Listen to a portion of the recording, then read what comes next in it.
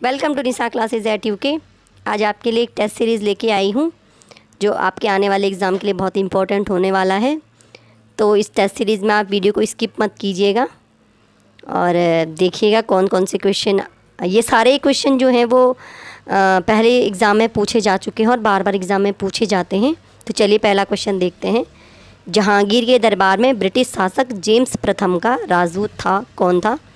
तो इसका आंसर है विलियम हॉकिंस। 4 ऑप्शन दिए हैं, विलियम फिंच, मैगस्थनीज और विलियम हेग और विलियम हॉकिंस। तो सही आंसर है इसका विलियम हॉकिंस जो आया था जहांगीर के दरबार में। नेक्स्ट क्वेश्चन है, किस आंदोलन के साथ राणा आसफ अली जुड़ी हैं? सहयोग आंदोलन, सविनय अवज्ञा, भारत छोड़ो आंदोलन। तो 4 ऑप्शन है आपके पास, चारों में से के साथ राणा आसफ अली जुड़ी हुई थी और यह एक ऐसा आंदोलन था जिसमें अन्य काफ़ी सारी महिलाएं इस आंदोलन के साथ जुड़ी हुई थी। तो सही आंसर है भारत छोड़ो आंदोलन के साथ जुड़ी हुई थी आपके अरुणा आसफ अली। बहुत बार एग्ज़ाम में पूछा जाता है क्वेश्चन। नेक्स्ट है, H1N1 विषाणु का संबंध किस बीमारी से है? एड्स से, बर्ड फ्लू से, डेंगू या स्वाइन फ्लू से? 4 ऑप्शन हैं ABCD। तो किससे जुड़ा हुआ है H1N1 विषाणु? सही आंसर है स्वाइन फ्लू। तो यानी अगर ये भी पूछा जाता है कि स्वाइन फ्लू किस विषाणु के कारण होता है तो आंसर हो जाएगा H1N1। 2011 की जनगणना के अनुसार सर्वाधिक महिला साक्षरता वाला केंद्र शासित प्रदेश कौन सा है? ध्यान दीजिएगा, केंद्र शासित प्रदेश पूछा है। पांडिचेरी, चंडीगढ़, दमन और दीव या लक्षद्वीप? तो लक्षद्वीप है सर्वाधिक महिला साक्षरता वाला केंद्र शासित प्रदेश।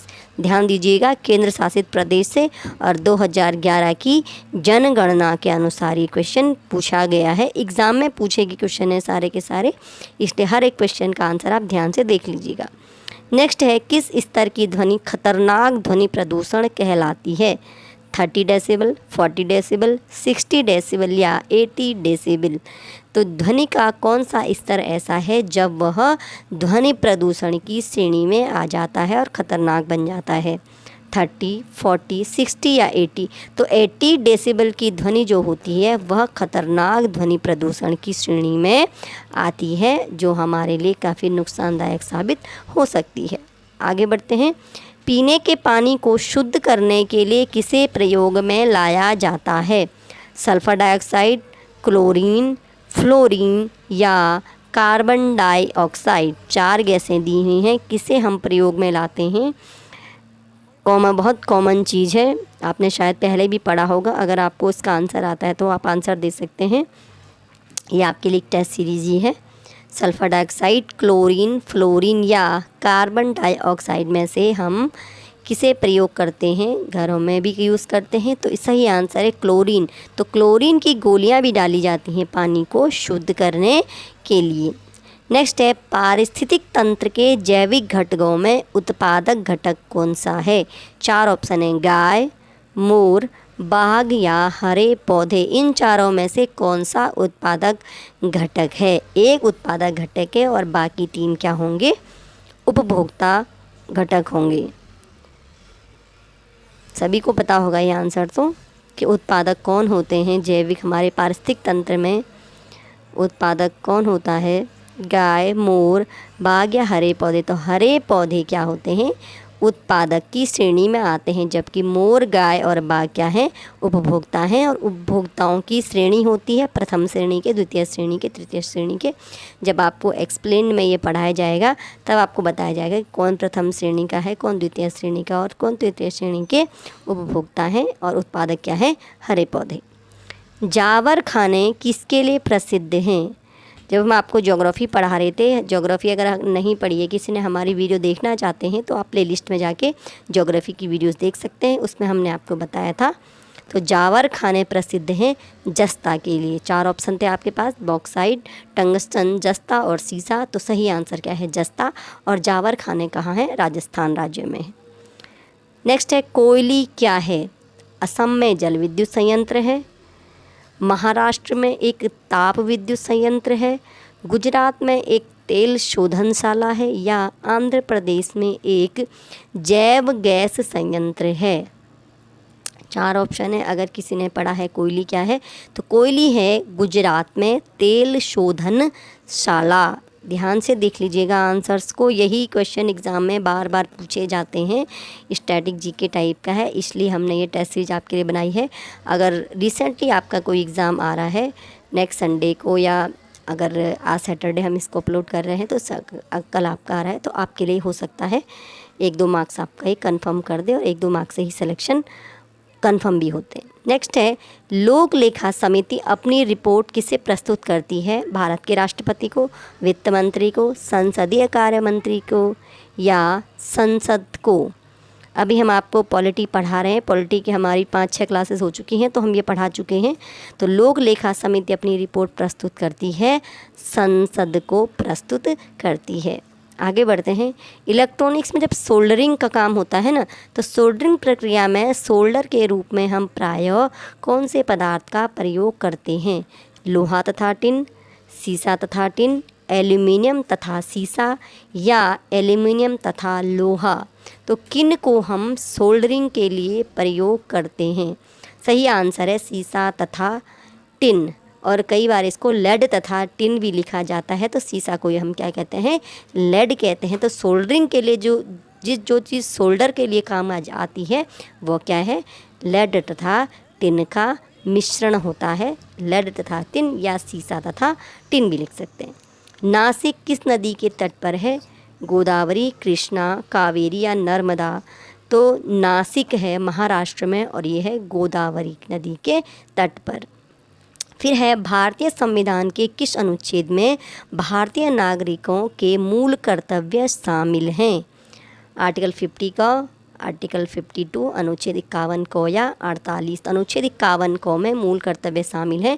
पॉलिटी में ये चीज़ हम आपको पढ़ा चुके हैं। अगर आप पॉलिटी पढ़ना चाहते हैं तो हमारी प्लेलिस्ट में जाके देख सकते हैं। नरसिम्हन समिति किससे संबंधित है? बैंक क्षेत्र में सुधार, भारी उद्योग के विकास में से संबंधित, बीमा क्षेत्र के सुधार में या ए और सी दोनों में? तो सही आंसर है बैंक क्षेत्र के सुधार से संबंधित है नरसिम्हन समिति। बहुत कॉमन क्वेश्चन है, बहुत ही ज़्यादा एग्जाम में पूछा जाता है ये क्वेश्चन, और ये आपका जो इकोनॉमिक्स वाला पार्ट है उसमें ये क्वेश्चन पूछा जाता है। तो आगे बढ़ते हैं। वर्ष 1907 में भारतीय राष्ट्रीय कांग्रेस के सूरत अधिवेशन की अध्यक्षता किसने की थी? रास बिहारी बोस, बाल गंगाधर तिलक, दादा भाई नौरोजी, गोपाल कृष्ण गोखले? 4 ऑप्शन हैं। तो 7 वाले अधिवेशन में जो अध्यक्षता की थी रास बिहारी बोस ने। और अगर आपने जो मॉडर्न हिस्ट्री पढ़ी होगी तो इस समय क्या हुआ था? गरम दल और नरम दल का कांग्रेस का विभाजन हुआ था 1907 में, और जिसकी अध्यक्षता किसने करी थी? रास बिहारी बोस ने की थी। फिर है, मुस्लिम लीग द्वारा प्रत्यक्ष कार्यवाही दिवस कब मनाया गया था? 15 अगस्त 1946, 16 अगस्त 1946, 23 अगस्त 1946 या 15 अगस्त 1945? तो 16 अगस्त 1946 को मुस्लिम लीग द्वारा प्रत्यक्ष कार्यवाही दिवस मनाया गया था। बहुत ही ज़्यादा पूछा जाने वाला क्वेश्चन है मॉडर्न हिस्ट्री का।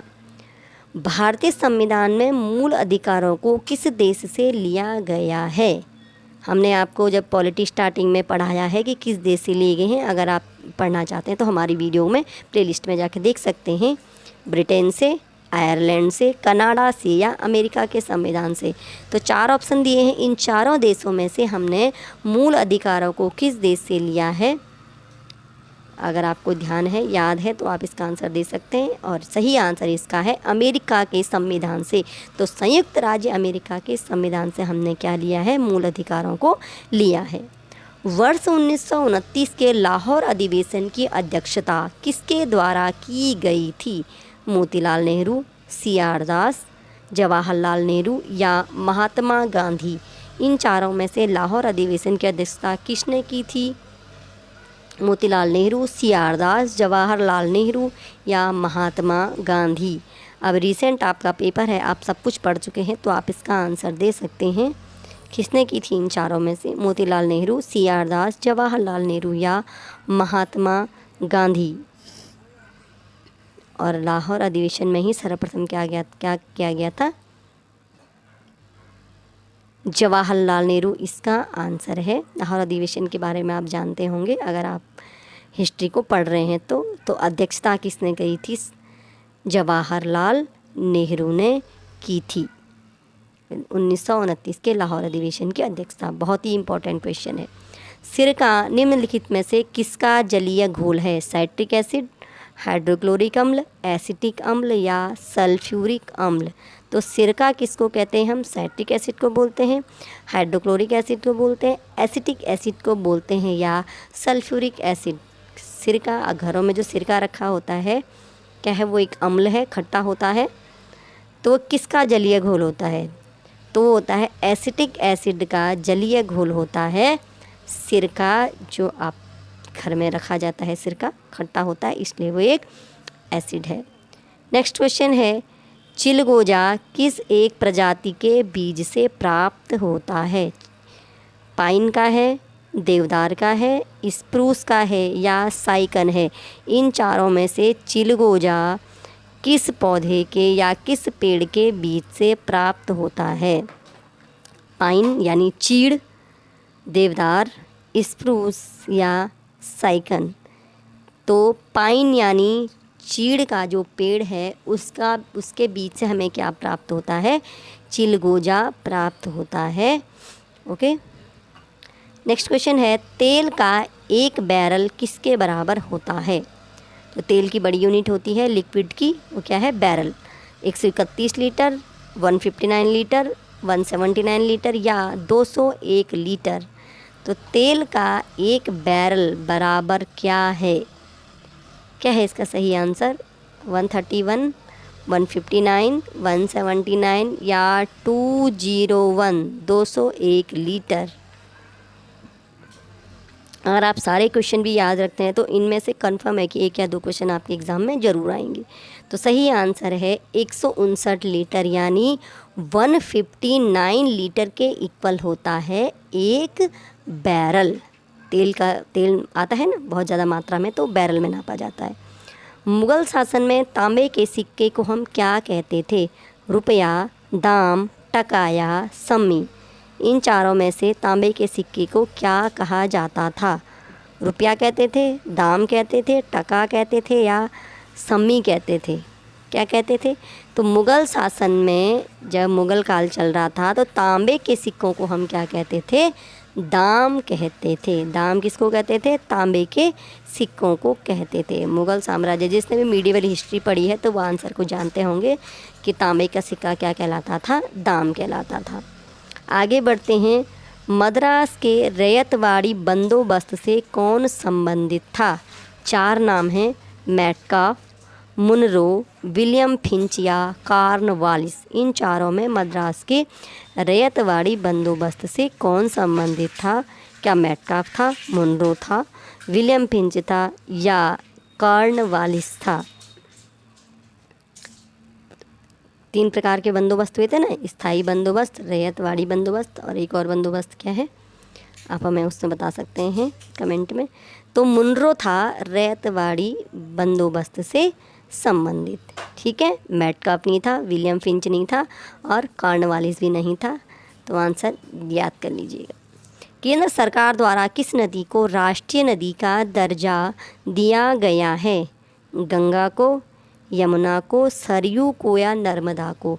हमारी राष्ट्रीय नदी का दर्जा किसे दिया गया है? गंगा, यमुना, सरयू और नर्मदा में से भारत की राष्ट्रीय नदी हम किसे कहते हैं? अगर आप पहले भी एग्ज़ाम दे चुके हैं तो ये क्वेश्चन पूछा जाता है एग्ज़ाम में, राष्ट्रीय नदी। अब राष्ट्रीय पशु, राष्ट्रीय पक्षी काफ़ी पुराना हो चुका है। अब राष्ट्रीय नदी का दर्जा किसे दिया गया है? गंगा, यमुना, सरयू या नर्मदा? तो गंगा को केंद्र सरकार द्वारा राष्ट्रीय नदी का दर्जा दिया गया है। क्योंकि एक टेस्ट सीरीज है इसलिए आपको हम थोड़ा थोड़ा टाइम दे रहे हैं सोचने के लिए और आपको अच्छे से याद रहे, इसलिए हमने इसकी स्पीड भी थोड़ा स्लो की है ताकि आप एग्ज़ाम में इन क्वेश्चन को अच्छे से कर पाएँ। और माइनस मार्किंग का टाइम है तो क्वेश्चन ध्यान से पढ़ना और उसके बाद सही आंसर चूज़ करना दोनों ही बहुत ज़्यादा इम्पॉर्टेंट हैं, क्योंकि माइनस मार्किंग में तो आपको मालूम है कि आपका 4 सवाल गलत हुए और 1 मार्क्स कट जाता है और 0.25 से भी सिलेक्शन रुक जाते हैं। नेक्स्ट क्वेश्चन है, नागार्जुन सागर बांध किस नदी पर स्थित है? भद्रा, कृष्णा, गोदावरी या कावेरी? नागार्जुन सागर बांध किस नदी पर स्थित है? भद्रा, कृष्णा, गोदावरी या कावेरी? तो नागार्जुन सागर बांध है कृष्णा नदी पर। ओंज जनजाति किस केंद्र शासित प्रदेश में निवास करती है? ओंज जनजाति के लोग किस केंद्र शासित प्रदेश में निवास करते हैं? अंडमान निकोबार द्वीप समूह में, दादरा और नगर हवेली में, दमन और दीव में या लक्षद्वीप में? इन चारों में से कौन से केंद्र शासित प्रदेश है? ध्यान दीजिएगा, किस केंद्र शासित प्रदेश में निवास करते हैं ओंज जनजाति के लोग? 4 ऑप्शन है, अंडमान निकोबार, दादरा नगर हवेली, दमन और दीव और लक्षद्वीप। तो इन चारों में से कहाँ पर ओंज जनजाति निवास करती है? अब क्वेश्चन इसी टाइप से पूछा था, प्रदेश याद करके जाएंगे, आपको एग्ज़ाम में केंद्र शासित प्रदेशों का पूछ लिया जाएगा, इसलिए वास्ट में पढ़ना बहुत ज़रूरी है, डिटेल में सोचिएगा। अगर आपको इसका आंसर आता है तो अच्छी बात है, टिक कीजिएगा, और नहीं आता है तो आप थोड़ी देर वेट कीजिएगा। ओंज जनजाति के लोग किस केंद्र शासित प्रदेश में निवास करते हैं? तो ये निवास करते हैं अंडमान और निकोबार द्वीप समूह में। अगर आपको वीडियो थोड़ा स्लो लगा हो तो आप वीडियो को हल्का सा स्पीड बढ़ा सकते हैं। बारदोली सत्याग्रह का नेतृत्व किसने किया था? बारदोली सत्याग्रह हुआ था 1928 में हुआ था शायद। सरदार वल्लभ भाई पटेल ने, महात्मा गांधी ने, जवाहरलाल नेहरू या चित्तरंजन दास, जिन्हें CR दास भी कहते हैं? चारों में से किसने बारदोली सत्याग्रह का नेतृत्व किया था? वल्लभ भाई पटेल, सरदार पटेल जिनको कहते हैं, महात्मा गांधी ने, जवाहरलाल नेहरू ने या चित्तरंजन दास CR दास ने? तो किसने किया था बारदोली सत्याग्रह का नेतृत्व? और बारदोली सत्याग्रह से एक बहुत इम्पोर्टेंट बात जुड़ी हुई है, पहले इसका सही आंसर जान लीजिएगा। सरदार वल्लभ भाई पटेल और बारदोली की महिलाओं ने ही वल्लभ भाई पटेल को सरदार की उपाधि प्रदान करी थी। तो सरदार वल्लभ भाई पटेल को सरदार किसने कहा था? तो बारदोली की महिलाओं द्वारा उन्हें सरदार कहा गया था। आगे बढ़ते हैं, नील दर्पण के लेखक कौन थे? महात्मा गांधी, दीनबंधु मित्रा, बंकिम चंद्र चटर्जी या रविंद्रनाथ टैगोर? 4 ऑप्शन हैं। तो नील दर्पण किसने लिखा है? दीनबंधु मित्रा ने लिखा है नील दर्पण। बहुत इम्पोर्टेंट क्वेश्चन, बहुत ही ज़्यादा एग्ज़ाम में पता नहीं कितनी बार अब तक तो मुझे लगता है कि हर एक एग्ज़ाम को छोड़ के ये क्वेश्चन पूछा जाता है। नील दर्पण किसने लिखा था? तो नील दर्पण लिखा है दीनबंधु मित्रा। और नील दर्पण किससे संबंधित है ये भी आपको एग्ज़ाम में पूछा जाता है कि नील दर्पण जो है वो किससे इंस्पायर्ड होकर के, किससे प्रेरित होकर के दीनबंधु मित्रा ने नील दर्पण लिखा था। तो जब आपको हिस्ट्री पढ़ाई जाएगी, अभी हमारा पॉलिटी चल रहा है, पॉलिटी कंप्लीट होने के बाद हिस्ट्री पढ़ाई जाएगी, आपको हम ये बता देंगे। सत्यशोधक समाज की स्थापना किसने की? BR अम्बेडकर, संतराम, ज्योतिबा फुले या राजा राम मोहन राय? जब हम सामाजिक धार्मिक सुधार आंदोलन पढ़ते हैं आधुनिक भारत में, तो सत्यशोधक समाज एक बहुत इम्पॉर्टेंट है उसमें। तो उसकी स्थापना किसने की थी? क्या BR अम्बेडकर ने करी थी? क्या संतराम ने करी थी? क्या ज्योतिबा फुले ने करी थी? या राजा राम मोहन राय ने की थी? तो राजा राम मोहन राय ने किसकी की थी? ब्रह्म समाज की थी, ये तो सभी जानते हैं। क्या उन्होंने किसी और समाज की स्थापना की थी? क्या सत्यशोधक समाज की स्थापना उन्होंने की थी? क्या संतराम ने करी थी? BR अम्बेडकर ने करी या ज्योतिबा फुले ने करी थी? 4 ऑप्शन हैं।